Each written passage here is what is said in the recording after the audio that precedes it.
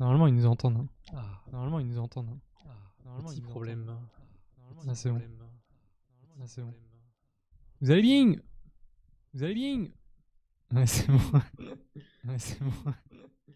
Comment ça va? Comment ça va? Depuis le temps. Depuis le temps. Depuis le temps. Depuis le temps. Ah, salut l'équipe. Ah merde, je me suis peut-être trop Salut rapproché du l'équipe. micro, c'est pour ça. Je me suis peut-être trop rapproché du micro, c'est pour ça.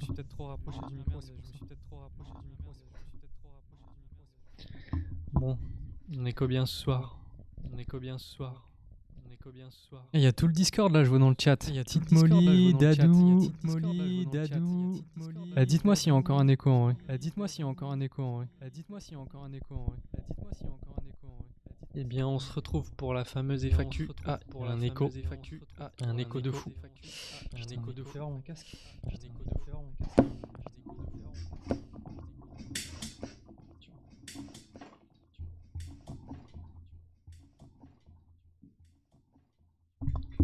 Un, deux, un, deux.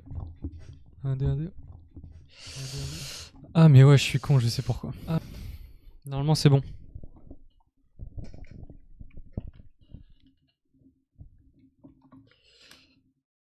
Ouais.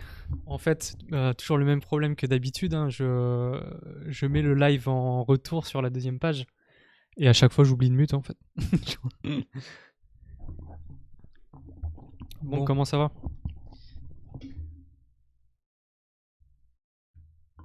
Alors, on Ouais, rappelle exactement. qu'on lance ce live pour répondre à toutes vos questions.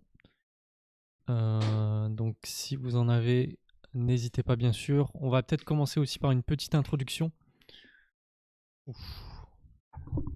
Petite introduction pour vous parler d'Ultrashot, du projet, de comment il est né, où est-ce qu'on en est aujourd'hui et qu'est-ce qu'on prévoit pour la suite. Peut-être des petites présentations personnelles aussi pour ceux qui ne nous connaissent pas. Ok, bah vas-y, présente-toi. Du coup, moi, vous me voyez peut-être un peu moins sur le Discord. Je vois qu'il y a beaucoup de membres du Discord. Mais du coup, c'est Jérémy, alias Kuntrao. Moi, je m'occupe surtout du projet. Je m'occupe de la partie auteur-publication. Faire en sorte que le catalogue soit attractif et qu'il y ait une vraie stratégie au moment où on publie. C'est-à-dire que demain, quand on va vraiment commencer à publier beaucoup de chapitres et beaucoup d'œuvres, il faut qu'on arrive à créer des logiques, des tunnels de vente qui font que les gens ont envie de soutenir des auteurs. Donc moi, je m'occupe de ça, créer une offre séduisante pour les auteurs, faire en sorte que tout ce qu'on a créé, tout le discours qu'on a avec les auteurs soit pertinent. Donc voilà, moi je m'occupe un peu de tout ça et en parallèle, je fais aussi de la vidéo. On en parlera peut-être après, c'est plus mon cursus classique. Mais je fais de la vidéo et notamment vous devez me voir sur le compte Insta d'Ultrashot. Je fais les patch shots et d'autres choses. Belle présentation. Du coup, moi, c'est Yann. Pour ceux qui se posent la question, oui, nous sommes frères. Donc ça, c'est fait. Et dans le projet, je m'occupe de la partie création de communauté, faire venir des lecteurs sur la plateforme, ainsi que un peu d'administration et de financement. J'ai aussi une formation en web design qui me permet de concevoir des parcours utilisateurs et de maqueter la plateforme pour ensuite transmettre notre besoin à l'équipe dev. Voilà. Oui, bah, il faut le dire aussi, les maquettes qui sont actuellement sur la plateforme n'ont pas été réalisées par Yann. Si vous voulez voir l'étendue des talents d'Yann au niveau maquettage, il faudra attendre une petite mise à jour graphique de l'application. Ok. Avant de Je vous... ferme les yeux. Vas-y. Tu peux me ramener un petit verre d'eau? Avant de répondre à toutes vos questions, on va quand même vous mettre un peu dans le contexte. Au moins, vous aurez les armes derrière pour poser des questions pertinentes. On compte sur vous. Et je vais donc commencer. Ultrashot. L'aventure Ultrashot, ça commence en 2020. Alors, je sais pas si certains se souviennent de ce qui s'est passé en 2020, début d'année. On a connu quelque chose qui s'appelle le Covid. qui nous a laissé quand même pas mal de temps pour entamer des projets. Et moi, j'ai toujours personnellement eu envie d'entreprendre. Ce qui fait que je me suis lancé avec un copain dans une sorte d'incubation, de pré-incubation, pour faire une application de gestion de soirée. Donc oui, ce n'est pas du tout ultra shot. De base, je voulais lancer une application de gestion de soirée. Et qu'est-ce qui m'a fait, qu'est-ce qui m'a créé le déclic? C'est plutôt une visite des locaux d'Ankama. Donc, pour vous situer, nous, on est à Roubaix. Et juste à côté de nous, il y a un Ankama, justement, qui fait partie de l'écosystème. Et j'ai pu visiter, justement, leurs bureaux. Et c'est à ce moment-là que, quand j'ai visité les bureaux et que j'ai vu un peu l'ambiance créative qui émergeait, en tout cas, de ces bureaux, que je me suis dit que je voulais travailler dans cet environnement-là, dans un environnement créatif, culturel, un truc en lien avec la créativité.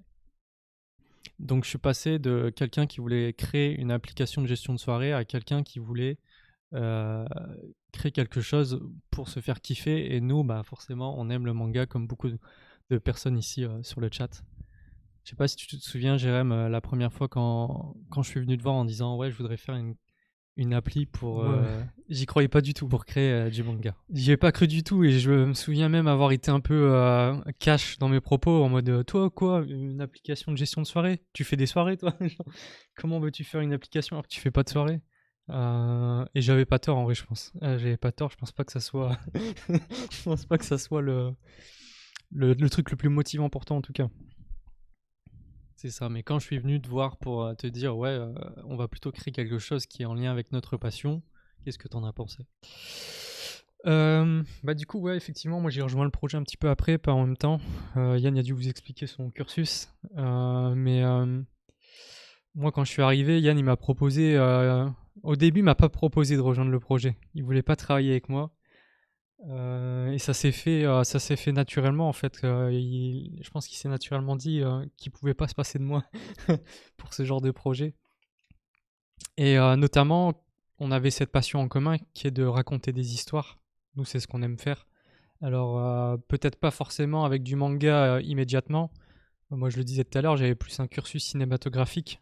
Euh, j'ai fait une licence en études cinématographiques et j'ai cette appétence pour l'image et l'art un peu séquentiel, raconter des histoires avec les images et faire en sorte qu'elles soient cohérentes les unes avec les autres.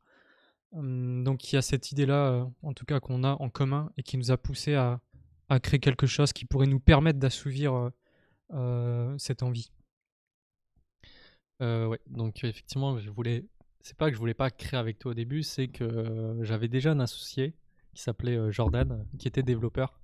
Moi, je devais m'occuper de toute la partie conception du projet, donc phase d'idéation, marketing, financement, administration, et lui devait juste développer le produit.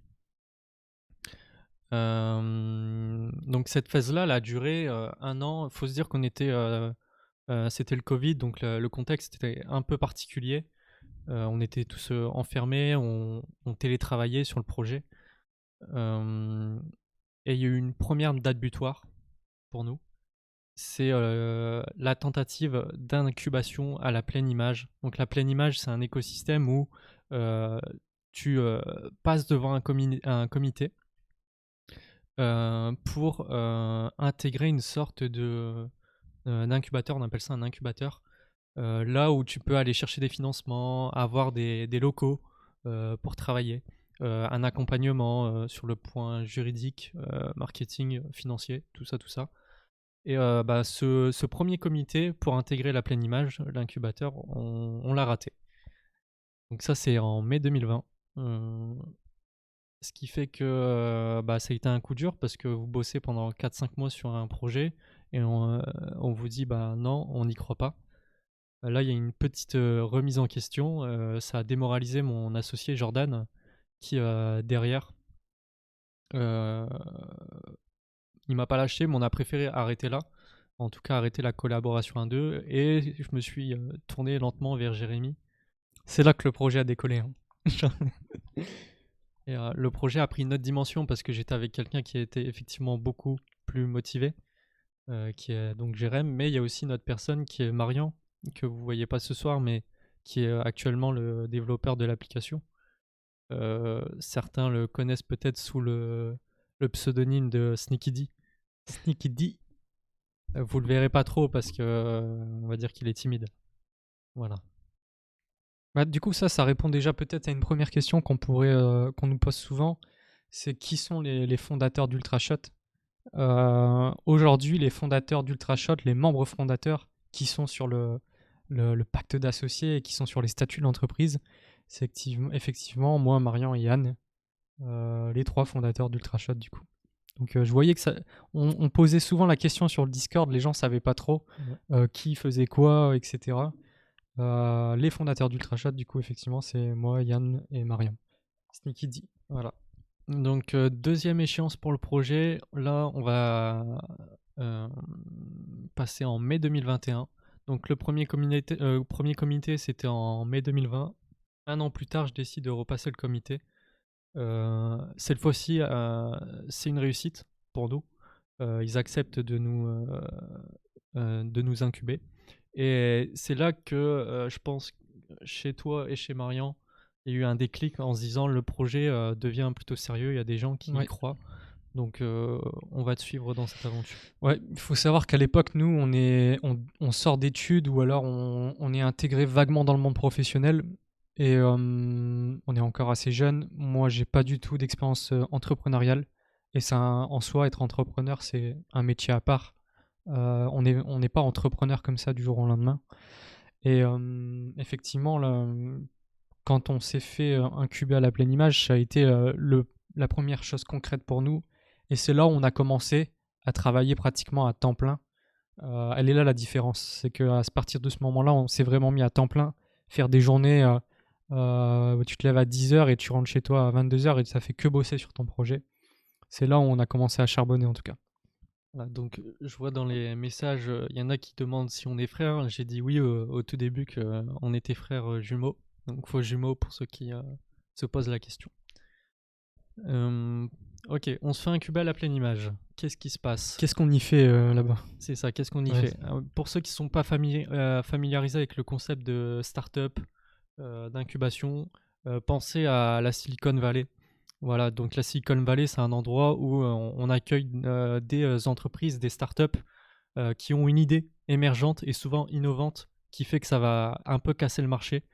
Et l'État investit beaucoup dans ce genre d'écosystème pour permettre à son pays d'innover en permanence et de produire de la richesse.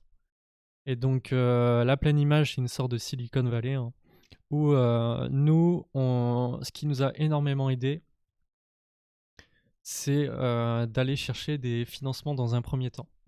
Voilà, donc on intègre la pleine image, on nous apprend à construire des business plans, des prévisionnels financiers, des trucs un peu chiants, un peu relous.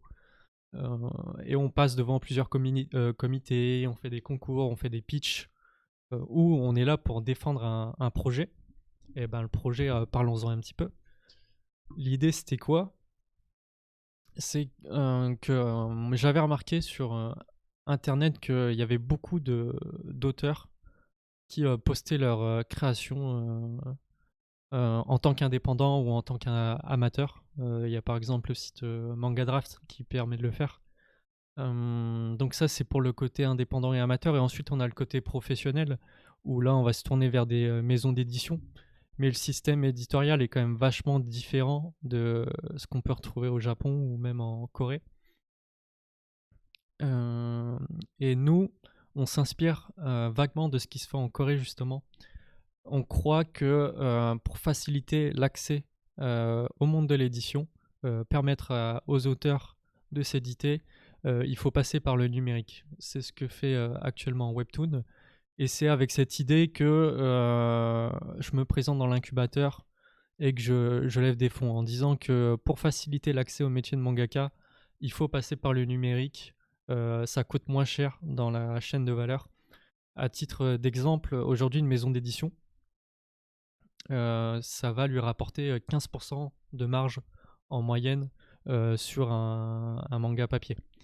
Ce qui coûte le plus cher, ça va être la distribution à 55%. Il y aura 15% d'assemblage, 10% d'impression, donc beaucoup de coûts. Ce qui fait qu'à la fin, il ne reste pas grand-chose pour l'auteur et pour la maison d'édition. Et grâce au numérique, nous, on pense justement qu'on peut inverser ces coûts-là. Déjà, on se sépare de la distribution qui vous coûte 55%. Voilà, donc ça, c'est la première étape. Faut savoir que moi, j'étais en études à ce moment-là. Je faisais ma 3e année en tant que web designer. Et ce qui fait qu'on cumulait un peu les deux. Il y a eu un déclic qui fait que on a voulu créer l'entreprise. C'est French Tech. Alors French Tech, c'est une subvention de 42 000 € qu'on a réussi à obtenir. Et pour ça, il fallait créer l'entreprise. C'est pour ça que de mai 2021 à mai 2022, c'est bien, c'est que les jalons se font par année. On est resté 1 an dans l'incubateur pour créer finalement en mai 2022. Parce qu'on avait la bourse French Tech et que si on ne créait pas l'entreprise, on allait perdre cette bourse. Voilà. Donc ce qui s'est passé de mai 2021 à mai 2022, c'est qu'on a rassemblé beaucoup d'argent et qu'on a créé l'entreprise avec ça. Ce qu'il faut dire aussi surtout, c'est que l'année qu'on a passée dans l'incubateur, on y a passé 1 an. L'argent, il tombe pas du ciel. Genre, c'est dur à aller chercher dans le sens où ce qu'on a concrètement fait, c'est des études de marché, connaître son marché, connaître les personas d'auteurs, nos futures cibles, nos futurs clients, apprendre de nouveaux métiers. Vous le voyez peut-être, mais effectivement, Yann aujourd'hui s'occupe d'une communauté sur Discord. C'est pas du tout l'appétence qu'il avait à la base. Et ce qui est aujourd'hui fait sur les Discord, c'est plutôt pas mal. Sachant que on part de zéro sur à peu près tous les sujets. Donc ça a été, en tout cas, c'est ce qu'on a fait pendant 1 an dans l'incubateur, c'est vraiment de se former à de nouvelles choses, de nouveaux métiers et faire une étude de marché, construire un prévisionnel financier. C'est pas tout de vous prêter de l'argent, il faut savoir ce qu'on va en faire. Donc demain, si on nous donne une certaine somme, si vous n'êtes pas capable de justifier dans quoi vous allez l'investir et est-ce que ça va vous rapporter, personne ne vous prêtera de l'argent, entre guillemets. Donc nous, il a fallu justifier toutes ces choses-là et défendre des idées, des valeurs. Et au fur et à mesure, un projet qui était créé et voué à juste publier quelques auteurs et nos envies personnelles à nous, s'est transformé plus en une plateforme pour positionner énormément pour l'auteur en fait. Ça a été une dimension aussi importante de se dire que le projet qu'on allait créer, à la base on l'avait fait pour une envie personnelle parce qu'on n'était pas forcément satisfait de ce qu'on trouvait sur internet ou le chemin via les maisons d'édition. Mais en parlant avec des auteurs, en allant à leur rencontre, en se rendant un petit peu compte des difficultés qu'on a aujourd'hui en tant qu'indépendant à s'exprimer et à raconter une histoire, vous finissez par être un petit peu attaché et essayer de trouver une solution pour ces gens-là. Et c'est comme ça que le projet il a pris une vraie personnalité. C'est de se dire que la plateforme qu'on construit aujourd'hui, c'est vraiment un outil au service des auteurs. Et ça, c'est une idée qu'on a peaufinée dans l'incubateur, en étudiant le marché, etc. Ouais, alors il y a une question. Vous êtes tombé devant quelle difficulté pendant ces 1 an? Donc on va parler des 1 an où on était incubé, des moments de faiblesse ou au bout d'un moment. Ça a été, en vrai, je pense que Yann il me contredira pas, mais cette année dans l'incubateur, ça a été un peu la success story pour nous, où toutes les étapes qu'on a vécues, on les a plutôt réussies, entre guillemets. On a eu pas mal d'argent, pas mal de subventions, on a eu des prêts bancaires, des banques nous ont fait confiance. Et on a structuré une bonne équipe surtout. Ce qui est important dans l'entrepreneuriat, c'est d'avoir dans un projet de start-up une équipe complémentaire, des associés complémentaires. Et là, ce qui marche bien chez Ultrashot, c'est que les 3 personnes qui dirigent Ultrashot, elles ont tous des capacités complémentaires entre elles. C'est-à-dire que aujourd'hui, vous avez Marian qui est responsable de l'application, de son développement technique. Marian, il s'est spécialisé dans le dev et il est capable aujourd'hui d'assumer ce poids et de proposer une application de qualité. Je pense que vous ne me contredirez pas, j'espère. Là, comme ça, effectivement, elle ne ressemble pas forcément encore à grand-chose. Mais aujourd'hui, cette application, elle est solide, elle est scalable, le code est propre. Et c'est facile pour nous de rajouter des fonctionnalités.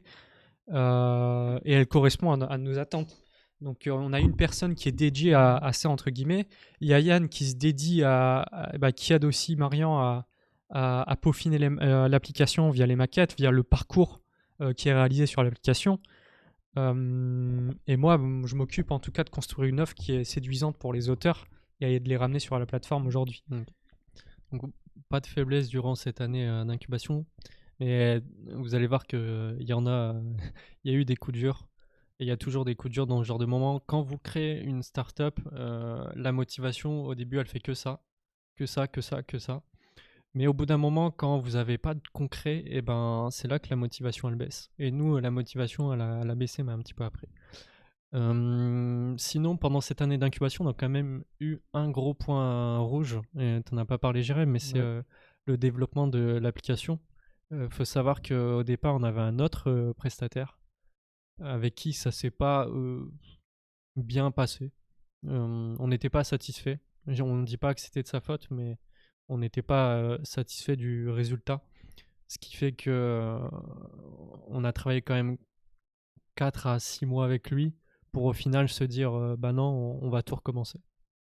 Le développement d'applications ou de ce que vous voulez est très obscur. Il y a beaucoup de technologies, il y a beaucoup de boîtes qui proposent des services qui sont au final pas adaptés à des startups. On vous propose des solutions qui tiennent à peine debout. Donc trouver un bon développeur, j'en ai déjà parlé, mais trouver une bonne équipe de développement, c'est difficile. Et c'est ce qu'il y a de plus difficile à faire. Trouver des gens qui sont capables de créer quelque chose de qualitatif et de scalable. C'est-à-dire on va construire des fondations et on va pouvoir construire l'application sur plusieurs années avec. Là où vous avez des technologies des fois qui vous permettent pas d'avoir 200 000 utilisateurs sur votre application par exemple. Et du coup, je vais aussi répondre à la question de Neil qui nous demande l'aspect rentabilité, comment on l'aborde un peu, sans sortir le PDF du business plan. Comment on prévoit d'être rentable avec cette plateforme? Alors, pour l'instant, on n'a aucune certitude. On a des théories, des suppositions, mais tout ce qu'on sait, c'est qu'il faut tester pour savoir si ça marche. Et nous, on croit beaucoup au concept de creator economy. Et la creator economy, c'est quoi? C'est ce que vous pouvez retrouver sur YouTube, sur Twitch, sur OnlyFans, Mime, tout ça, où vous êtes un créateur, vous créez du contenu, et pour accéder à ce contenu, eh ben, vous soutenez le créateur à travers un abonnement, tout simplement. Et donc nous, c'est ce qu'on voudrait mettre en place sur Ultrashot. Ce concept de creator economy, il dit quoi? Il dit que les gens préfèrent soutenir des personnes plutôt que des entités. Ce qui fait qu'avant, on avait beaucoup de business où on passait par exemple une maison d'édition traditionnelle pour acheter un manga. Bien, nous, on croit que dans l'avenir, un peu comme un YouTuber ou un streamer, les gens passeront directement par l'auteur pour le soutenir et consommer son œuvre. Et c'est ce qu'on veut faire avec l'application. Donc voilà la première, en tout cas, théorie, supposition, à travers un modèle économique qui va rapidement arriver sur l'application d'ici quelques semaines, quelques mois.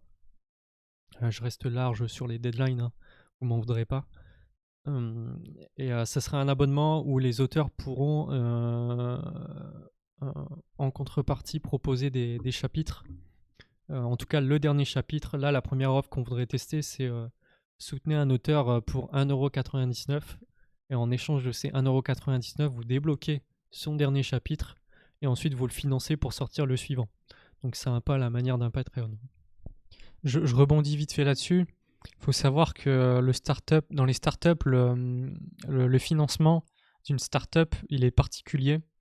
Nous, jusqu'à la création, on a fait de la levée de dette et de la levée de sub. Mais vous avez certainement déjà entendu parler de la levée de fonds. La levée de fonds, effectivement, c'est vous avez des gros investisseurs qui investissent dans votre projet parce qu'il a démontré du potentiel. Nous, le potentiel qu'on pourrait démontrer, c'est ce qu'on appelle l'adéquation au produit-marché. C'est-à-dire, on a mis un produit sur le marché et le marché est réceptif à ce produit. Si on arrive juste à prouver qu'il y a des personnes qui sont capables de venir sur notre application pour soutenir des auteurs, on aura déjà fait un énorme pas. Il ne faut pas voir trop gros ou des choses comme ça. Nous, si le chemin qu'on va mettre en place, et le chemin, bon, vous ne le voyez pas, mais il est un peu ici sur ce tableau, je partage un lien car je suis un auteur. Je partage un lien à ma communauté clique sur ce lien, elle vient, elle lit mon chapitre et à la fin, elle donne un soutien à l'auteur. Bon, je vulgarise. Si on arrive à prouver que ce chemin-là fonctionne et qu'on peaufine le chemin pour qu'il fonctionne, juste avec un auteur, 2 auteurs, 3 auteurs, et ben là, on pourra dire, bah regardez, en mettant 10 balles, j'arrive à gagner 20 balles, entre guillemets. Bon, je le fais grossièrement. Mais c'est cette adéquation-là qu'on doit prouver pour que les financeurs s'intéressent à nous et aller chercher encore plus d'argent et là commencer à se payer des salaires, à investir sur des auteurs, dans des œuvres, etc. Donc c'est comme ça qu'il faut penser et qu'il faut raisonner quand on a nos moyens à nous. C'est de prouver petit et si on arrive à le faire, bah derrière, si on sait comment dépenser notre argent et être rentable, ben rien ne pourra nous arrêter entre guillemets. Donc c'est ça qu'on doit prouver. C'est le chemin qui emmène le lecteur à soutenir un auteur. Ok, donc question de Kaizu. En quoi votre approche de publication des mangas sur une application se différencie-t-elle des maisons d'édition traditionnelles de manga sur papier?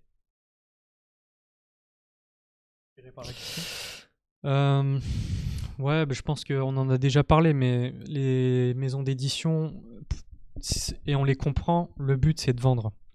Donc quand moi j'en ai vu plein des auteurs venir et me dire, ben voilà, mon rêve c'est de me faire éditer, et de proposer une pensée très personnelle, un projet très personnel de leur œuvre.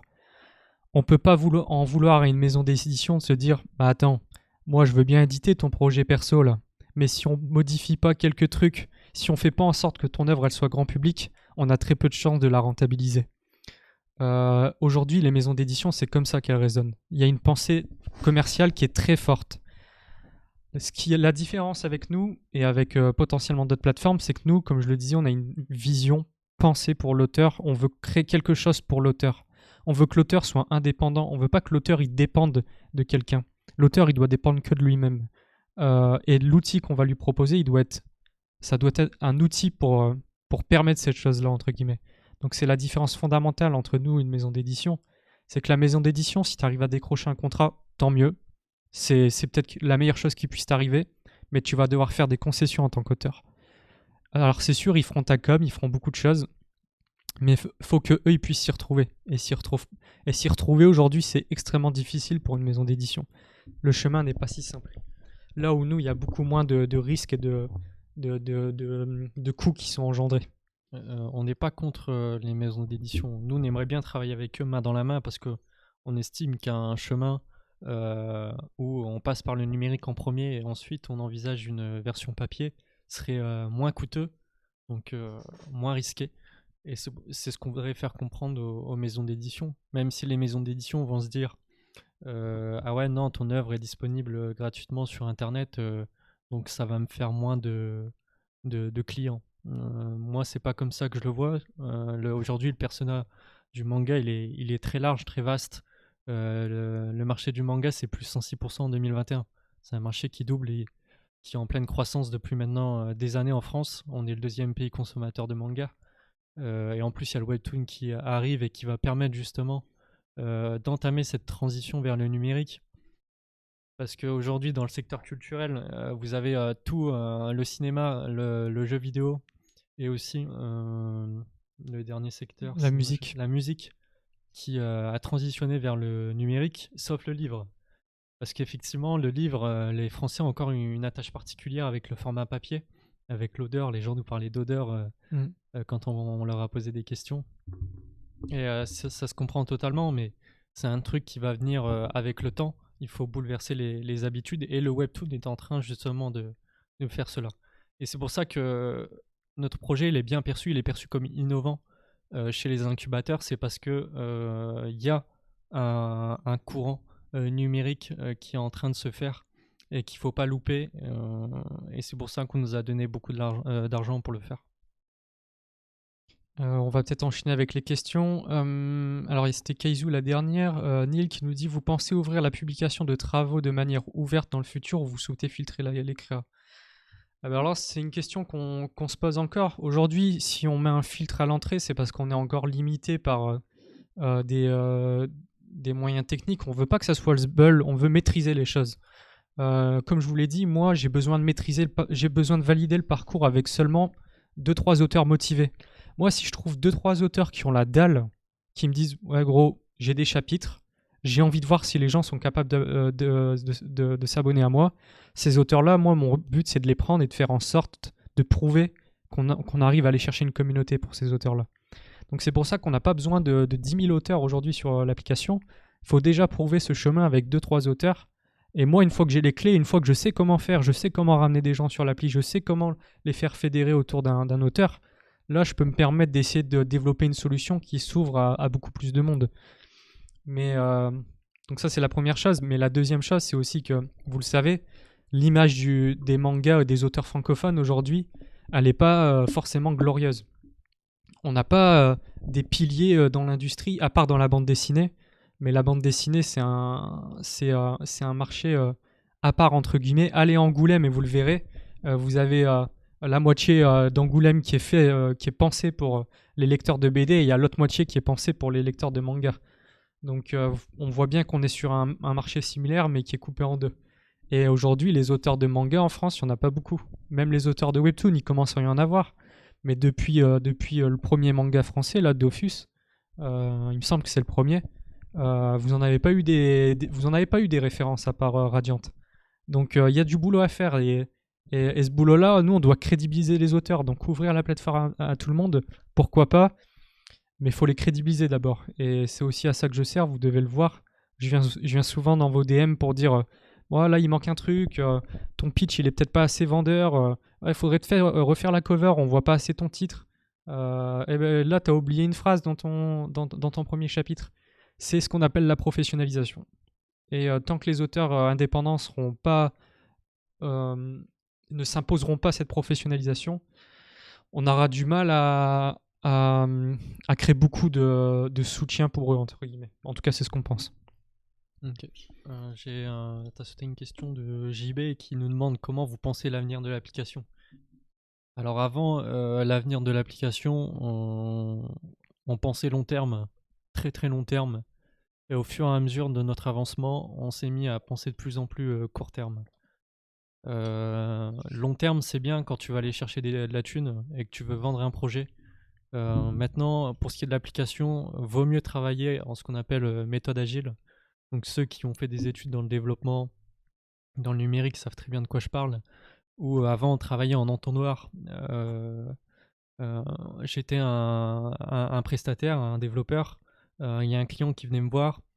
J'ai essayé de répondre à son besoin en bossant de mon côté sur la solution, sur par exemple un site. Et je revenais le voir un an après en lui présentant le résultat. Et là, le client lui dit bien souvent bah non, c'est pas du tout ce que je voulais. Et donc là, vous avez perdu un an de travail parce que vous n'avez pas pensé agile. C'est pour ça qu'aujourd'hui, on ne travaille plus en méthode entonnoir, mais en méthode agile, où le but, c'est quoi? C'est de se confronter très régulièrement aux clients. Et c'est pour ça que nous, on a créé une communauté sur Discord. C'est pour vous permettre d'interagir directement avec nous et de nous dire ce qui ne va pas sur l'appli, quel type de fonctionnalité vous voulez et si on répond bien à votre besoin.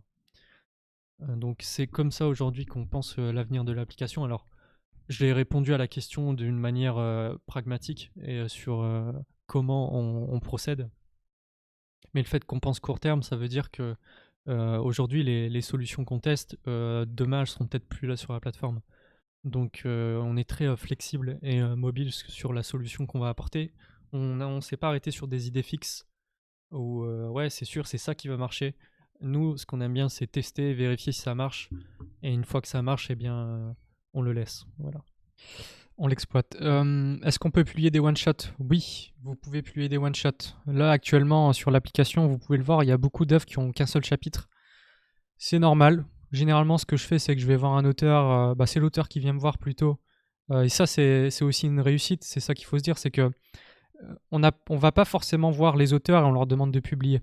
Ça m'est déjà arrivé quand j'ai vraiment un gros coup de cœur sur la personne surtout. Des fois c'est surtout sur la personne. Mais il y a des des auteurs qui viennent nous voir en mode est-ce que je peux publier? Moi je suis là en mode carrément, tu vois, genre testons un premier chapitre et voyons comment ça se passe. Et si l'auteur me demande de publier le deuxième, c'est que quelque part, on est capable de répondre à son besoin. Et aujourd'hui, c'est ce qui se passe. Dans mes DM, j'ai les auteurs qui viennent me voir pour me dire est-ce que je peux publier mon deuxième? J'ai vu que machin avait publié le deuxième, etc. Bah ça, c'est une réussite pour nous, entre guillemets. C'est quelque chose qu'on sous-estime pas parce que ça veut dire qu'on répond déjà à un besoin.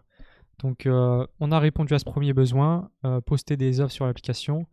Donc, la suite logique, là, c'est que je vais poster les chapitres suivants avec les auteurs. C'est pour ça qu'on n'a pas tout posté d'un coup. On voulait valider ce besoin de la part des auteurs. Et ça s'est fait. Ok. À quand vous fumez en Kama? Ah non, j'avais un Pourquoi truc avant. tu sautes la question? On pourra être rémunéré grâce à notre manga. Alors j'ai mec, l'impression que si ça je veut dire pouvais non, répondre à ça. ça, si je pouvais répondre à Vous ça, ne serez pas putain, payé. moi j'ai pas envie de vous faire des promesses comme vous avez pu les voir dans d'autres projets.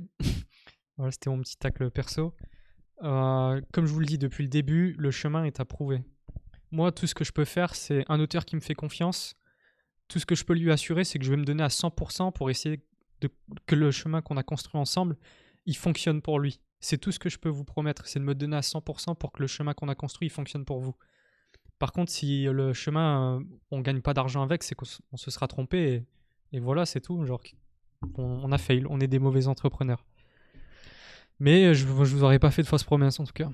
Moi, pour répondre à la question, est-ce qu'on sera rémunéré grâce à notre manga? C'est le but. Aujourd'hui, il y a un contrat qui est mis en place où l'auteur se fait 70% des revenus. Quel que soit le modèle économique qu'on va tester, on va donner 70% à l'auteur. Mais c'est pas notre priorité. Bon, ça l'est, un tant soit peu quand même. Mais je dirais que pour un auteur, la priorité, c'est quand même de se créer une communauté. Une fois que l'auteur se crée la communauté, derrière, peu importe le modèle économique qui sera mis en place, il y aura moyen pour vous de gagner de l'argent.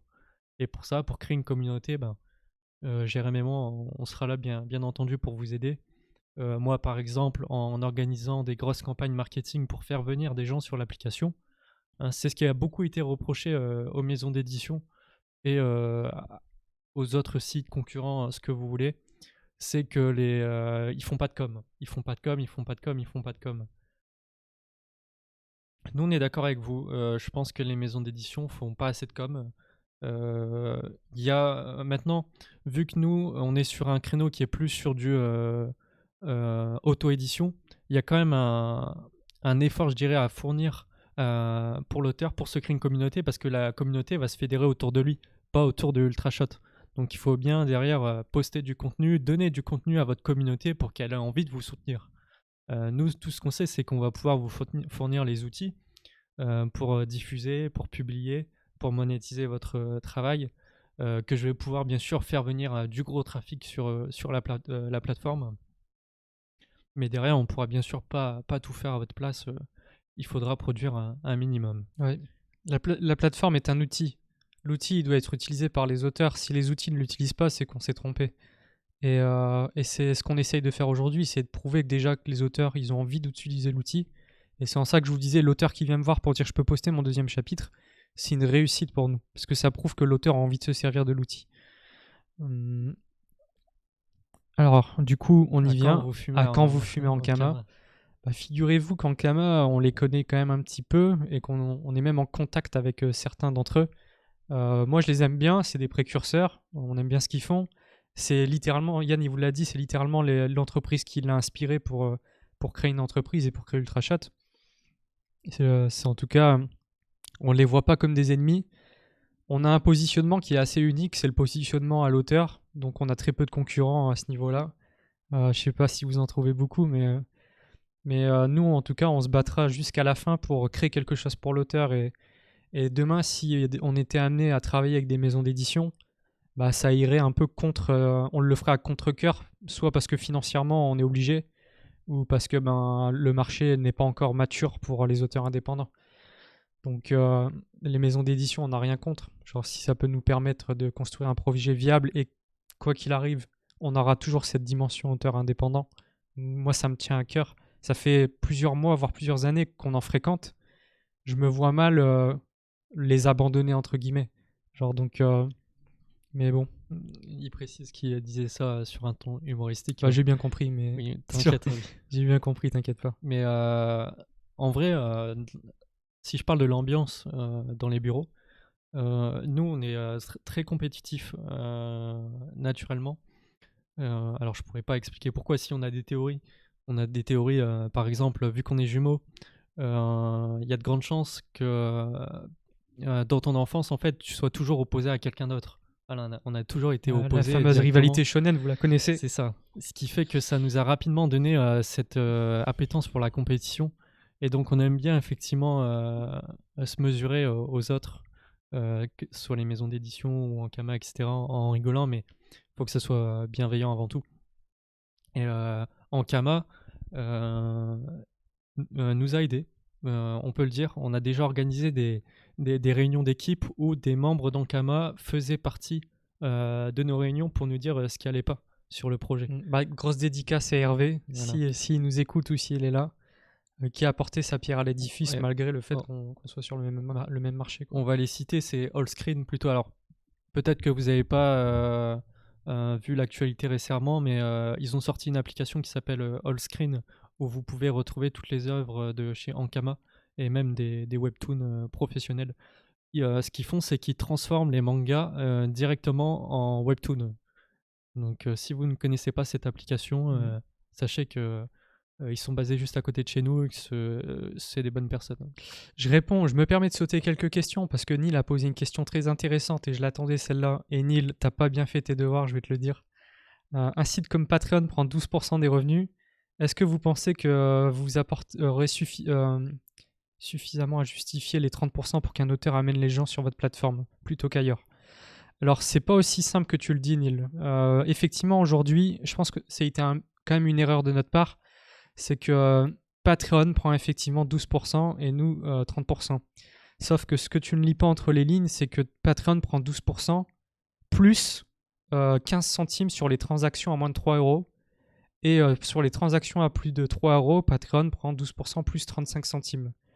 Donc, alors quoi qu'il arrive, tu as raison. Ils prendront toujours un peu moins que nous. Mais l'erreur qu'on a faite, c'est d'englober en tout cas tous les pourcentages. Il faut savoir aujourd'hui que nous, si on a 30%, c'est parce que les stores, par exemple Apple Store et Play Store, nous taxent 15% par transaction. C'est-à-dire demain, j'ai une transaction qui se fait sur l'application Ultrashot. Je double-clique sur le bouton. La transaction se fait directement. Ça nous coûte 15% aujourd'hui. Et passer via un site internet, c'est illégal de, par exemple, cliquer sur un bouton, être envoyé sur un site internet pour prendre l'abonnement sur un site internet. Donc certains le font comme Netflix, mais ils ont des laissez-passer. Et Patreon a un laissez-passer aussi là-dessus. Donc déjà, il y a ça qu'il faut prendre en compte. Et la deuxième chose qu'il faut prendre en compte, c'est qu'on n'est pas si loin que ça de Patreon et on changera peut-être notre formule. Je pense que ça a été une erreur marketing au niveau de l'offre. On fera certainement la même formule qu'à Patreon. On prendra genre un certain pourcentage plus des centimes. Après, à vous de voir. Est-ce que vous trouvez que ça, c'est mieux 12% plus quelques centimes ou c'est plus transparent pour vous d'avoir directement la réalité, c'est qu'on vous prend à peu près 30%. Donc après, j'ajouterai quelque chose quand même, c'est ouais. qu'on prend un peu plus, mais il y a aussi des raisons. Oui. C'est que sur Patreon, par exemple, vous pouvez pas diffuser facilement votre œuvre. Normalement, le parcours est beaucoup plus simple chez nous. Chez nous, votre lecteur, il peut directement suivre vos chapitres et les lire. Ça, chez Patreon, je vais vous montrer un exemple. L'application Patreon. Vous arrivez sur Patreon, j'arrive ici. Qu'est-ce que je fais, moi? J'ai une barre de recherche, il faut que je tape le nom de l'auteur. C'est ça que je dois faire. Et c'est pas, le chemin est pas clair, entre guillemets. Enfin, c'est pas qu'il est pas clair, mais c'est un chemin d'intermédiaire, entre guillemets. Donc, c'est ça. Tu peux pas lire. Moi, à partir du moment où tu peux pas lire, pas consommer la contrepartie, je trouve ça un peu plus relou, en tout cas. Et finalement, quel est le meilleur moment pour convertir un lecteur? C'est après la lecture. C'est après la lecture que vous allez pouvoir le convertir. Et si le chemin est facilité, comme on le propose chez Ultrashot, logiquement, le taux de conversion devrait être bien meilleur que chez Patreon. Donc ouais, c'est sûr qu'on prendra un tout petit peu plus, si ce n'est pas beaucoup. Mais chez Ultrashot, vous pourrez carrément créer une communauté et en faire bénéficier vos contreparties. Ouais. Ben, il y a quelqu'un qui a bien synthétisé. Sur Patreon, j'imagine qu'il faut déjà connaître l'auteur. Sur Ultrashot, il y a une vitrine. C'est ça. En fait, c'est ça. Ouais, c'est exactement ça. C'est ça, effectivement. Et quoi qu'il arrive, effectivement, comme c'est Patreon et qu'ils arrivent à sauter la taxe d'Apple, mais à mon avis, ils doivent la payer quelque part. Aujourd'hui, il y a un petit peu moins de taxes, mais vous préférez avoir 2 abonnés sur Patreon ou vous préférez avoir 20 abonnés sur Ultrashot. La réalité, elle sera peut-être là. Ok. Tu peux remonter un peu Ouais, je vais remonter un petit peu les questions. Histoire qu'on n'oublie personne. Alors, on en était... Alors, vous fumez en Kama. On pourra alors se focus. Ouais. Ouais, c'est écrit Gokus. Hein. Se focus sur un gros projet manga. C'est par rapport à ce qu'il disait au-dessus. Okay. Et du coup, il y a Plisken, qui est un membre actif du Discord, attention, qui pose une question. L'application rencontre un grand succès. Serait-il envisageable de faire de la pub et de certains auteurs de maisons d'édition pro? Alors déjà, la pub, on va la faire pour les auteurs. Donc on va mettre en place quelques campagnes qui vont générer un trafic vous faisant automatiquement de la pub. Mais si, admettons, demain vous avez du succès et que votre rêve, c'est d'être en contrat chez une maison d'édition, aujourd'hui, il n'y a rien qui vous en empêche chez Ultrashot. Bien sûr, il faudra voir si la maison d'édition a envie de travailler avec vous, parce que comme je vous l'ai dit, le fait que vous diffusez votre œuvre sur le numérique, ça peut être un frein pour eux. Mais au bout d'un moment, si vous faites de l'argent numériquement, vous allez dire à la maison d'édition, bah non, j'arrive à gagner ma vie grâce à ça, je vois pas pourquoi je vous donnerais les droits juste pour une impression papier. En tout cas, aujourd'hui, il n'y a rien qui vous en empêche avec les conditions générales d'utilisation. Parce que oui, le contrat qu'on vous propose, nous, c'est des conditions générales d'utilisation que vous acceptez sur le formulaire. C'est pas un contrat que vous signez comme on peut le faire dans une maison d'édition. De là à faire de la pub auprès de maisons d'édition pour qu'on vous signe, faudra voir si c'est aussi dans l'intérêt d'Ultrashot ou pas. Si on n'a rien à y gagner, moi je veux bien, tu vois, genre j'aimerais trop faire en sorte qu'un auteur il se fasse publier en papier. Mais si nous ça nous coûte de l'argent, ça va être difficile pour nous. Donc tu vois, on se bat pour les auteurs, mais on veut pas que les auteurs ils nous marchent dessus non plus. Mais en tout cas, là où il y aurait d'autres solutions, c'est que vous avez de plus en plus d'auteurs qui font des campagnes de financement ou ce genre de choses. Nous, ça va plus dans cet esprit-là. Si Ultrashot devait cartonner, on encouragerait plus l'auteur à se diriger vers du financement participatif pour du tome papier, qui est une tendance intéressante et qui est de la créateur économie. Donc c'est dans l'ADN d'Ultrashot, plutôt que de faire des mises en relation avec les maisons d'édition. Mais quoi qu'il arrive, l'auteur sur Ultrashot, il est libre. Donc si l'auteur il a envie de se casser pour travailler avec une maison d'édition, il sera libre de le faire. Bien sûr. Nous, ça nous ferait mal de faire percer un auteur et que derrière, ils partent chez une maison d'édition et qu'on puisse plus travailler avec lui. Ouais. Ce serait pas avantageux pour nous. C'est pour ça que je vais un peu spoil, mais il y en a beaucoup qui demandent si on veut être une maison d'édition. Et bien sûr que oui. À terme, on a envie d'être une maison d'édition et d'accompagner les mangaka qui marchent le mieux sur la plateforme et d'en faire des mangas papier. Mais aujourd'hui, ça n'aurait pas trop d'intérêt pour nous de vous faire percer et ensuite de vous laisser partir auprès d'autres maisons d'édition, à moins que la maison d'édition veuille travailler avec nous. Et dans ce cas-là, ce serait tout le monde est content et voilà, le numérique ça marche, le papier ça marche. Mais bon, ça reste quand même un problème de riche. C'est-à-dire que si demain il y a des auteurs qui cartonnent sur notre application, c'est qu'on fonctionne et qu'on a potentiellement de la trésor pour vous sécuriser, vous garder avec nous. J'enchaîne Yann parce qu'en vrai on va essayer de faire rapido. Le but des maisons d'édition c'est d'argent. Pas tous hein, mais effectivement on peut vulgariser comme ça.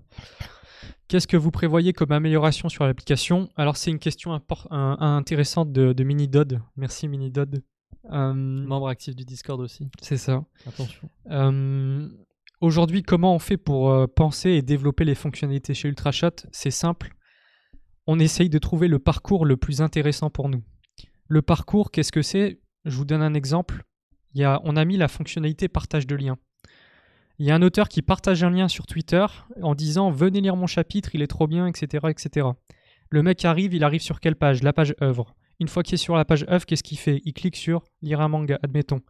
Bah ça, là, déjà, vous pouvez définir un parcours. Et si on se rend compte que c'est le parcours le plus utilisé de la plateforme, si on se rend compte que la majorité des gens qui viennent sur l'application, ils utilisent ce parcours-là, et ben nous, les fonctionnalités qu'on doit développer, elles doivent être dans le sens de ce parcours. On ne va pas perdre notre temps à développer des fonctionnalités qui ne seront utilisées par personne ou qui ne contribuent pas au parcours qui nous intéresse le plus. Donc c'est comme ça aujourd'hui qu'on raisonne pour développer les fonctionnalités. Et donc les améliorations, bah, typiquement là effectivement, on croit en interne en ce moment que le partage de liens, ça peut être un bon parcours. Et c'est pour ça qu'on met des fonctionnalités dans ce sens-là. Ouais, il y a plusieurs étapes, mais Jérém utilise le mot parcours. Le mot tunnel est souvent utilisé dans le monde de l'entrepreneuriat. Vous faites des tunnels d'acquisition et après de conversion. Je pense que le but aujourd'hui pour un auteur, c'est de faire d'abord un tunnel d'acquisition, donc acquérir du lecteur, et ensuite le convertir en prenant cet abonnement. Et c'est aujourd'hui notre objectif. C'est au focus sur comment je vais réussir à acquérir le lecteur, le ramener sur ma page lecteur, et ensuite le convertir. Voilà. Donc toutes les fonctionnalités qui sont mises en place sont liées à ce tunnel-là. Donc par exemple le modèle économique qu'on est en train de développer, qui va prochainement arriver. Des petites améliorations. On aimerait bien sûr mettre en place plusieurs modes de lecture pour la lecture de manga. On a fait peut-être une erreur, c'est qu'aujourd'hui le manga il se lit un peu comme un webtoon à la verticale, alors que beaucoup demandaient finalement de la lecture à l'horizontale. Et on s'est peut-être un peu trop écouté là-dessus, on n'a pas assez demandé l'avis de la communauté. On vous a pas écouté, sorry, ça arrive. On peut pas être parfait. Voilà. Donc le modèle économique, ensuite va y avoir une grosse refonte graphique sur l'application, où là parce que je sais pas si vous avez vu, mais on a changé de logo, d'ailleurs il n'est même pas à jour sur Twitch. Bah, j'en profite pour lire le commentaire, l'ancien logo me manque. Moi il me manque pas, mais de se dire qu'il va falloir repeindre un logo, le nouveau logo sur ce mur, frérot, je suis d'accord avec toi, il était pas si mal l'ancien. On va expliquer pourquoi on l'a changé. C'est que quand on regardait l'ancien logo sur l'application, sur votre téléphone, vous regardez l'application Ultrashot et que vous voyez l'ancien logo et que vous voyez le nouveau logo, il y en a un qui saute plus aux yeux que l'autre. Je vous laisse deviner lequel. C'est bien évidemment le nouveau. Il y a un truc qui change beaucoup, c'est le fait que le fond soit plus noir mais jaune. Donc déjà, ça apporte beaucoup plus de visibilité. On a envie de cliquer dessus. Et ensuite, on a voulu se moderniser parce que le logo qu'on proposait actuellement, il était peut-être pas dans les standards de ce qu'on peut retrouver aujourd'hui en 2020. Donc peut-être que certains vont se dire après ça faisait votre personnalité, ça donnait un côté underground. Moi je voulais plus donner un côté moderne et innovant à l'application, et je trouvais que le logo ça correspondait pas trop à ce qu'on avait envie de renvoyer. Regarde le mec qui a mis à quand une clim. Quand une clim. Du coup, la clim est présente. Voilà, Jérém a répondu à ta question.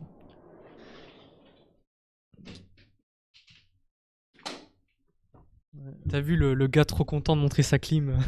J'ai benchmarké comme un porc pour acheter une bonne clim. Ouais. Tu te la pètes un peu. Oui, c'est vrai. Je sais plus où on en était.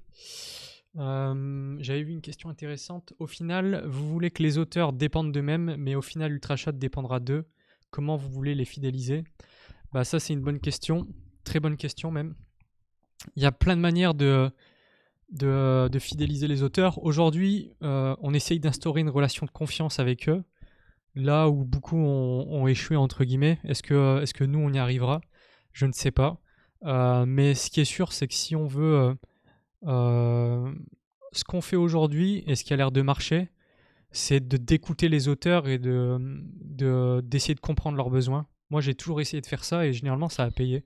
C'est la base pour qu'une entreprise fonctionne, hein, c'est de répondre à un besoin. Donc, si on ne répond pas à votre besoin, tant pis.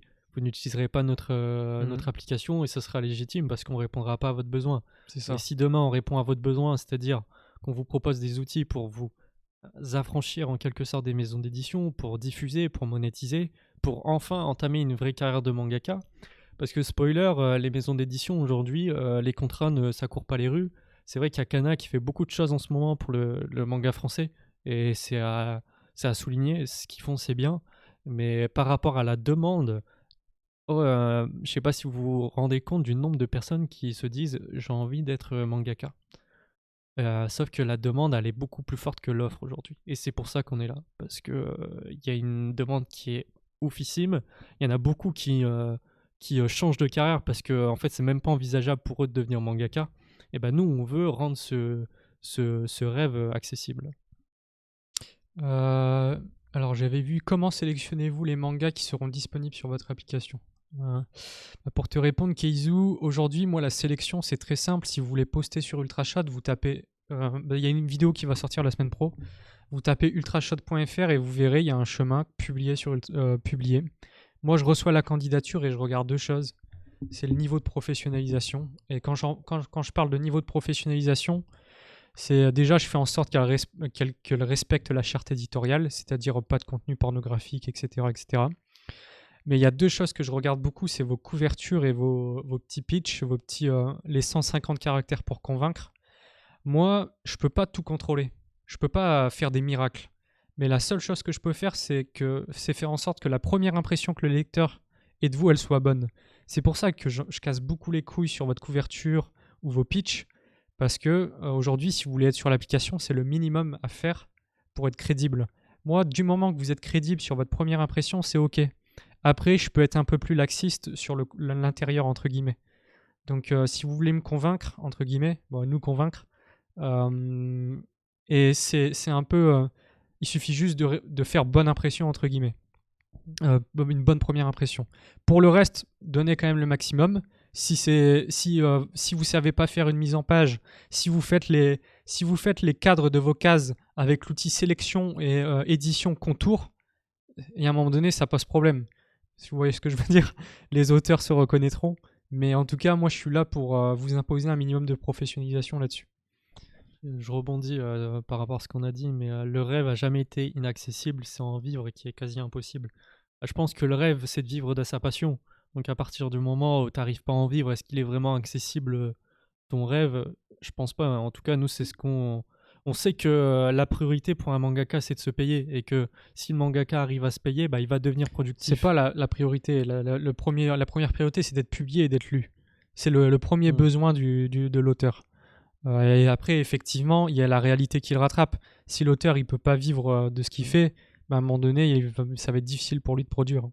Donc nous, on a tout intérêt à vous permettre d'en vivre, et c'est notre but. C'est pour ça qu'on teste d'autres modèles économiques. Nous, les maisons d'édition papier, on vous l'a dit, on n'y croit pas trop à ce modèle parce que c'est énormément de risques pour la maison d'édition.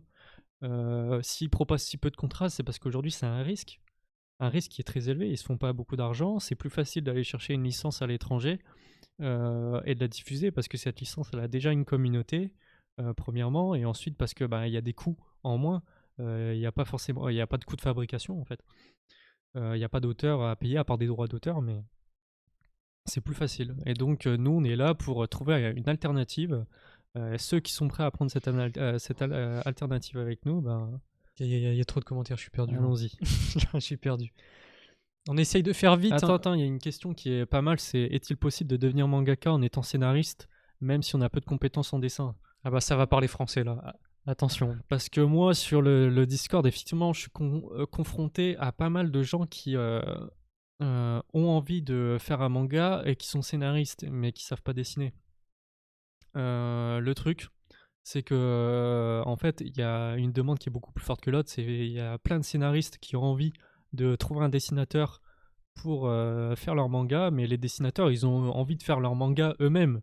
Donc comprenez que, à part en les payant, et comme le fait le raton avec les chroniques de Carnoa, ça va être compliqué pour un scénariste de trouver un dessinateur. Soit par l'affect, parce que c'est un ami à vous et qui est prêt à vous rendre ce service, soit effectivement parce que vous le payez. Nous, ce qu'on conseille aux scénaristes, soit bien sûr c'est d'apprendre à dessiner, mais c'est facile à dire. Attends, je peux le dire. En vrai, ça me ferait plaisir de le dire. Vas-y, dis-le. Moi, le meilleur conseil qu'on puisse vous donner, c'est il y a plein d'auteurs qui savent dessiner. Il y a plein d'illustrateurs qui savent dessiner, et pour raconter vos histoires, ce serait magnifique. Par contre, il y a plein d'illustrateurs qui savent dessiner, mais raconter une histoire, oh que c'est difficile. Ouais. Et c'est pas la même chose. Vous pouvez être un excellent illustrateur, mais vous pouvez être très mauvais pour raconter une histoire. Mm. Et généralement, la première étape qu'on saute, c'est cette fameuse étape du storyboard. Si demain je suis un auteur, un scénariste et j'ai envie de voir mon œuvre adaptée, faites votre storyboard. Le storyboard, c'est un art à part. Il n'y a pas besoin de savoir dessiner pour faire un bon storyboard. Moi, des bons storyboards, j'en ai déjà vu. Des storyboards qui fonctionnent. Il y a juste des échelles de plans à comprendre, des variations de plans. Il y a un minimum. Mais c'est pas un effort qui sera monstrueux à apprendre. Et si vous êtes capable de faire un bon storyboard, vous serez capable d'aller chercher un auteur. Parce que moi, la tête de moi, gros. La tête de mère. de ma mère. La tête de ma mère. Je dessine pas très bien. Mais si je montre à un auteur que mon projet est solide, que je fais un bon storyboard, que mon projet est structuré, que je vais pas dans tous les sens, je suis sûr que je suis capable de trouver quelqu'un pour dessiner mon œuvre. Il y a d'autres moyens. Jérém a cité le fait de faire des storyboards, de bien savoir se vendre. Ça, c'est pour convaincre un dessinateur, que ce soit en le payant ou non. Là, c'est l'affect qui rentrera en compte. Mais si aucune de ces solutions ne marche, j'ai eu le cas avec un scénariste il n'y a pas longtemps. Je lui ai dit, bah écoute, toi, tu sais écrire des histoires apparemment. Le fait de l'adapter en storyboard, c'est encore autre chose, hein. Donc tu sais écrire des histoires, pourquoi pas s'orienter vers une carrière de romancier, ou plutôt d'aller poster sur Wattpad, ensuite de se faire une réputation, de là-bas se créer une communauté, parce que là tu dépendras de personne. Tu sais raconter une histoire, bah prouve-le en le faisant sur Wattpad. Et il faut savoir qu'aux États-Unis, il y a des gros partenariats entre Webtoon et Wattpad, entre des gens qui ont percé sur Wattpad et qui du coup se retrouvent avec des histoires adaptées en Webtoon. Bah, ça peut être une solution pour vous aussi. Et cette solution, elle vous demande personne, que vous-même en fait, et de maîtriser la compétence qui est de raconter une histoire. Je réponds vite fait à Neil en vrai, mais tu vas rire Neil, mais des fois je me balade sur le Discord et je vois les messages que tu mets sur le Discord. Et je me dis putain, Neil et moi je pense qu'on serait bons copains parce qu'on pense pareil quoi. Donc viens me voir. Tu l'as plagié sur quel propos? Sur ce que je viens de dire je pense, mais ouais, ça m'est déjà arrivé d'avoir la même réflexion peut-être sur un autre propos Neil, donc c'est marrant. Donc il faudra qu'on aille se boire une bière. Ouais. C'est allez, après pour ce qui est des scénaristes, moi je veux pas vous fermer la porte. J'en parlais il y a pas longtemps avec un dessinateur qui était prêt à louer ses services pour dessiner les histoires des scénaristes. Ben, je vais essayer de mettre en place dans pas longtemps un forum où on va pouvoir poster des annonces, où les dessinateurs vont pouvoir proposer leurs services et où les scénaristes vont pouvoir effectuer leurs demandes et essayer de vous mettre en relation. Mais c'est aujourd'hui peut-être la seule chose qu'on peut faire. Aujourd'hui, accompagner juste un scénariste pour nous, c'est trop compliqué. Voilà. Alors, il y a Marian qui me dit qu'apparemment il y a une question sur le merch. Marian qui est du coup Sneaky D, le troisième associé, le développeur. Allez, vous allez faire du merch Ultra Shot. Bah, vous le savez peut-être pas, mais on a fait des t-shirts et on a encore un carton. On veut bien les vendre. Donc si vous êtes intéressé, je vais vous montrer. Les beaux t-shirts, ils sont là. Du merch, que ce soit pour nous, mais pour les auteurs aussi, hein.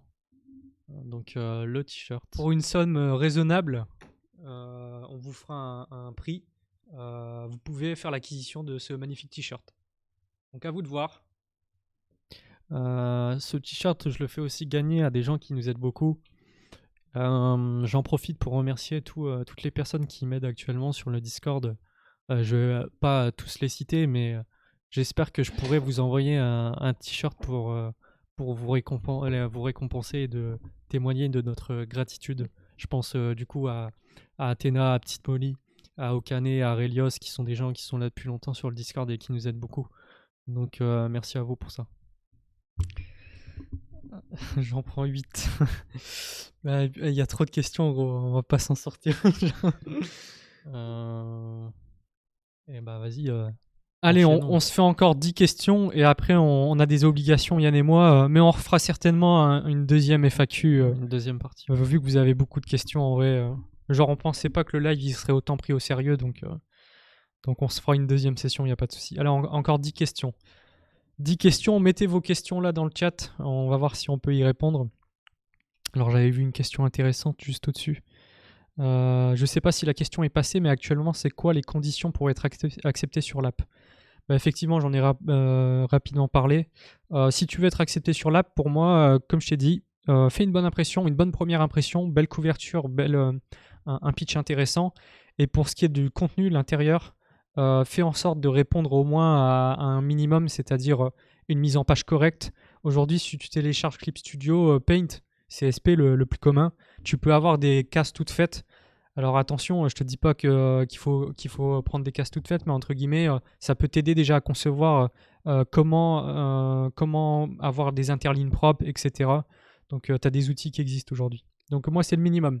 Faire en sorte que la première impression, elle soit propre et qu'au niveau de l'intérieur, il y a un minimum de professionnalisme. Faut pas prendre le lecteur pour un guignol non plus, quoi. Mais dans les bureaux, on est très favorable à l'idée qu'il n'y a pas besoin de savoir dessiner pour être publié sur Ultrashot ou de faire un banger. On aime bien l'exemple de One, qui a vu son manga One Punch Man adapté par Murata. Pour nous, quelqu'un qui sait raconter une histoire avec son dessin, avec son style qui soit plus ou moins beau, est publiable. Ok. Alors, d'autres questions? Vas-y gros, n'hésite pas si tu vois une question intéressante. Oui, non, mais je vois une question toute conne sur le Twitch là. Apparemment, on peut pas faire un live autrement qu'en 1080p, l'équipe. J'ai une code des enfers. Ouais. Tu peux pas baisser downgrade la qualité de ton live naturellement? Bah Neil, tu peux, je pense. Si c'est Neil qui a dit ça, ouais. Ouais. Alors au pire, on fait comme vas-y, remonte. Au pire, on fait comme pour les webtoons des versions papier de luxe. Franchement, moi, cette idée, je l'adore, de commencer par un webtoon numérique et ensuite d'en faire un papier. Je trouve que c'est la bonne logique en fait. De d'abord commencer par ce qui est moins risqué, moins coûteux, pour ensuite aller chercher un autre public qui est plus sensible avec le papier. Et c'est ce que fait très bien Webtoon aujourd'hui. Nous, on veut le faire avec des webtoons, mais on veut aussi le faire avec des mangas. Et il y a plusieurs solutions pour le faire. L'idéal, je sais pas ce que vous en pensez, dites-moi, mais l'idée d'implanter une fonctionnalité permettant de créer des campagnes de financement d'un tome. Par exemple, vous venez de poster vos 10 derniers chapitres, 10 chapitres, et vous voulez sortir le tome 1, et avec Ultrashot, vous pouvez très bien lancer une campagne pour que votre communauté vous finance et que vous envoyez le nombre de tomes suffisant. Comme ça, il n'y a pas trop d'impressions. Vous faites juste le nombre d'impressions nécessaires pour l'envoyer à vos clients. Alors, c'est le principe de Ulule, hein. Je n'invente rien, bien sûr, mais ce serait de vous permettre d'avoir cet outil sur Ultrashot. Soit ça, soit un contrat avec une maison d'édition, quoi, un partenariat. J'arrive un peu court. Il y a une date de prévue pour votre levée de fonds en fin d'année, par exemple. Bah écoute, pour faire la levée de fonds, c'est simple. Il faut qu'on prouve l'adéquation produit-marché. On en a parlé un petit peu avant. Nous, il faut qu'on arrive à prendre un auteur, 1, 2, 3, 4 auteurs et montrer que le parcours qu'on a créé fonctionne. Donc c'est quoi le parcours? C'est un lecteur qui vient, qui lit une œuvre et qui soutient un auteur. Si on arrive à prouver qu'on arrive à ramener quelqu'un pour une certaine somme et que si y a 5% des gens qu'on a ramenés sur 100 personnes, il y en a 5% qui ont envie de soutenir un auteur, là, nous, on a validé une stat qui nous permet de faire une levée de fonds. Donc la levée de fonds interviendra à partir du moment où on a revalidé ça. Tiens, je vais revenir sur un point. Il y a beaucoup d'auteurs qui... par exemple, il y a un auteur qui a fait la pub d'Ultrashot il n'y a pas longtemps sur Twitter en disant ouais, il n'y a pas beaucoup de monde sur l'appli. Faut savoir qu'aujourd'hui, il y a entre 400 et 500 personnes qui ont téléchargé l'appli. Mais c'est normal, on n'a jamais cherché à faire connaître l'appli aujourd'hui. Tout ce qu'on veut, nous, c'est créer une communauté et construire l'application avec la communauté. Donc si aujourd'hui, demain, je faisais une campagne pour faire venir beaucoup de monde, on se ferait dégommer.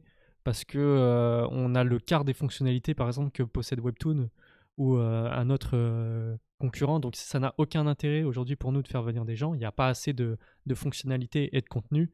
Et ce que je veux vous faire comprendre, c'est qu'aujourd'hui, on est en alpha. C'est une version alpha où on est là pour tester les fonctionnalités et corriger les bugs avec vous. Et il y en a beaucoup qui nous aident à le faire, on vous remercie pour ça. Alors attends, si je revois des questions, on va peut-être répondre Ah, attends, Yannick qui nous dit un système de prévente peut être sympa, mais avec votre taxe Apple, ça risque pas de trouer le concept. Ouais.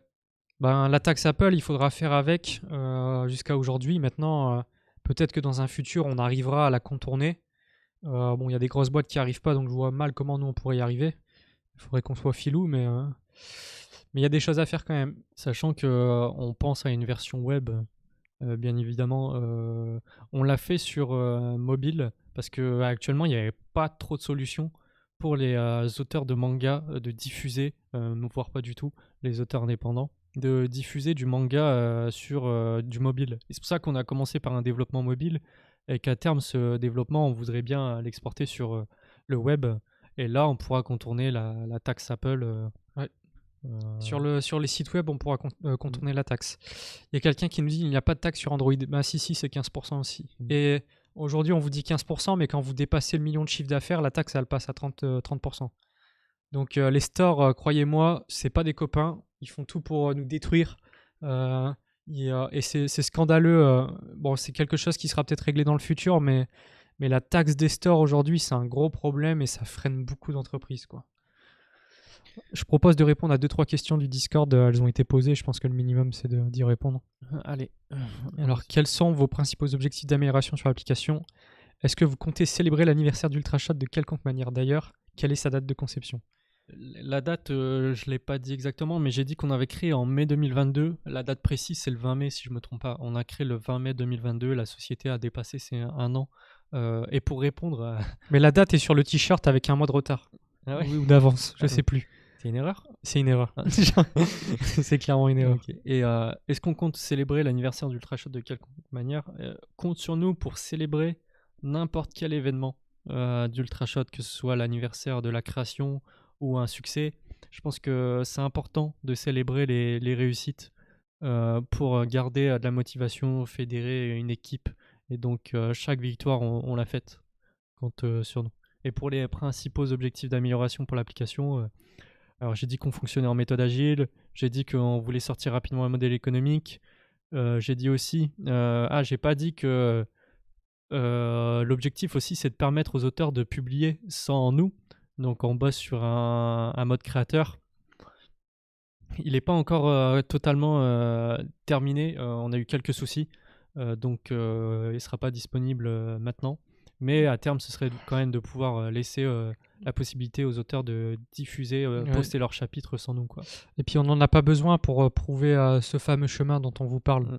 Genre aujourd'hui, développer toute cette structure-là, ça serait un peu une perte de temps, sachant qu'on a plus important à faire. Prouver que le chemin fonctionne. On a qui chante le moins bien chez Ultrashot et est-ce qu'on peut avoir une démonstration? Tu vas poser la pire question. Ouais, gros, je suis tombé dessus comme ça. Ne nous demandez pas d'avoir du charisme et de chanter devant tout le monde. Bon, Jérôme, tu veux essayer? Non, mais... Moi non plus. Allez, question suivante. En vrai, pour moi, si Ultrashot a 100 000 utilisateurs, je sors une vidéo cover de ce que vous voulez sur une chaîne YouTube ou sur Instagram. Ok, le pari est lancé. Le défi est lancé. Vidéo cover si on a Zo de Caris. Non, bah peut-être une musique de mon choix finalement. Peut-être une musique de mon choix. Attends, il y avait quand même une question sérieuse de sa part qui demandait vous parlez souvent de rendre le métier d'auteur accessible, qu'est-ce que cela veut dire? C'est ce que j'ai dit tout à l'heure. Aujourd'hui, il y a une énorme demande et une offre qui n'arrive pas à suivre. On pense que le manga papier, c'est trop cher et que pour rendre ce métier d'auteur accessible, il faut passer par le numérique, il faut innover, il faut envisager une carrière d'auteur numérique indépendant qui s'affranchit des maisons d'édition, qui construit sa communauté et qui a les outils pour. Et nous, on est là pour fournir ces outils. Si l'application rencontre un grand succès, serait-il envisageable de faire de la pub? Elle a déjà été posée. Est-ce que vous pourriez présenter l'équipe Ultrashot, vos rôles dans le groupe et plus particulièrement quelles compétences vous avez vis-à-vis de la création, l'accompagnement et la publication d'une BD? Merci et force à vous. On en a un peu parlé vite fait, mais on peut résumer vite fait. Donc Yann... Du coup, moi je suis vraiment déjà le responsable du pôle marketing et communication. Au tout début du projet, comme je vous l'ai dit, vu que j'ai lancé l'idée, c'est moi qui m'occupais d'aller chercher les financements et de défendre justement ses idées auprès de communautés pour aller chercher des fonds. Et une fois que ça a été fait, donc j'ai cette casquette de responsable marketing et com, et j'aide aussi Marian dans la conception de l'appli en lui fournissant des maquettes voilà, qui doivent répondre aux besoins des auteurs et des lecteurs. Voilà, donc il y a également Marian qui est pas avec nous, mais qui est le développeur de l'application Sneaky sur le Discord. Donc développeur de talent qui vous a livré cette magnifique application. Qui est accompagné par un développeur externe qui s'appelle Kevin, qu'on n'a pas cité, mais qui fait pratiquement partie de l'équipe. Effectivement. Donc, mea culpa, on a un dev externe qui est beaucoup plus expérimenté que Marian, Oui. parce qu'on a tous les trois 25, 26 ans, 26 pour Marian et 25 pour nous. Ce qui fait qu'il y a quelqu'un qui a posé la question, c'était quoi le plus gros frein du projet? C'est d'abord le manque d'expérience. Hein. Vous lancez un projet avec alors que tu as 22 ans, je peux vous dire que vous avez beaucoup de choses à apprendre avant de faire un banger. Oui, et du coup, moi, je m'occupe du catalogue et des auteurs. Et je m'occupe aussi de tout ce qui est vidéo, le chemin, le parcours pour les auteurs. Généralement, le travail est commun, et puis ça m'arrive de faire de l'administratif et du financier. Et surtout en termes de légitimité, moi j'ai fait des études théoriques et cinématographiques. Donc vous le savez, mais le manga est un art séquentiel, le webtoon aussi. Donc mes études cinématographiques m'ont quand même apporté un bagage, une capacité d'analyse à ce niveau-là. Et j'ai travaillé dans le milieu du cinéma d'animation aussi. Donc j'ai fait de la prod, j'ai fait de l'anime, j'ai fait pas mal de trucs. Et j'ai accompagné des auteurs aussi pendant 1 an. On l'a pas dit, mais j'ai eu l'honneur d'accompagner Yacine Djeya sur Burning Groove. C'est un des premiers auteurs que j'ai accompagné. J'ai pu apprendre avec lui, en tout cas, comment concevoir un manga, toutes les étapes. Surtout qu'Yacine, c'est un auteur qui travaille au tradi, mi-numérique. Donc j'ai vu toutes les phases de conception d'un manga. Je me rends aussi bien compte avec tous les auteurs. J'ai travaillé avec au moins je dirais pratiquement une dizaine d'auteurs aujourd'hui. Je vois bien la difficulté qu'ils ont à structurer leur projet et à être efficace dans leur démarche. Donc je dirais aussi ça, de l'expérience. Je peux apporter de l'expérience à un auteur, un autre regard. La première chose que cherche un auteur, généralement, c'est être lu et avoir un premier regard avant de publier. Ça, c'est important. Et j'ai été amené à le faire souvent avec des auteurs, à dire écoute, je viens de lire ton chapitre, il y a ça, j'accroche pas, ça ne fonctionne pas, ça me paraît pas professionnel, etc. Ouais, et graphiquement, je me démerde. Ouais. Ça y est, ouais, c'est bon. C'est terminé. Le CV est long, dis donc. Le CV, il faut se vendre, hein, clairement. Hein. S'il y a un employeur, c'est un employeur dans le chat, j'enverrai mon CV. Quelle est la plus grosse difficulté que vous ayez rencontrée jusqu'ici dans le cadre de la création d'Ultrashot? Je l'ai dit tout à l'heure, mais le manque d'expérience. Mais il y a un deuxième point, c'est le développement de l'application, où on met littéralement beaucoup de temps pour sortir un produit. Alors on apprend au fur et à mesure de nos erreurs. Mais je parlais au début du live du fait qu'on est passé par un premier prestataire externe et que ça s'était mal passé. Ça, c'est un gros frein chez Ultrashot. Et actuellement, ça va beaucoup mieux. On itère beaucoup mieux, on sort des fonctionnalités plus rapidement. Mais c'est sûr que vu qu'il a fallu tout réapprendre et que de base, cette compétence, on ne la maîtrisait pas en interne, il a fallu passer par des prestataires externes pour que ça marche. Et c'est ce qui a compliqué le processus en fait. Oui, bon, on va s'arrêter là. En tout cas, on vous remercie. Ça a été un vrai plaisir de partager une petite heure et de se dévoiler un petit peu plus sur Ultrashot. On ne le fait pas assez, on sait qu'on devrait le faire plus souvent, mais on est des grands timides. Faut nous comprendre. Et puis on essaiera de le refaire parce que je vois que ça a plutôt bien marché, genre que ça vous intéresse en tout cas. Donc si on peut être encore plus transparent là-dessus, on le fera. On vous fait des bisous. Oui, des gros bisous. Et prochaine FAQ, elle arrivera très vite. On va pas faire une FAQ dans 6 mois. Pour essayer de compléter toutes les questions que vous vous posez. Et au moins on aura répondu à votre besoin. Voilà, on vous remercie, bisous et à plus sur le Discord. Salut. Ciao.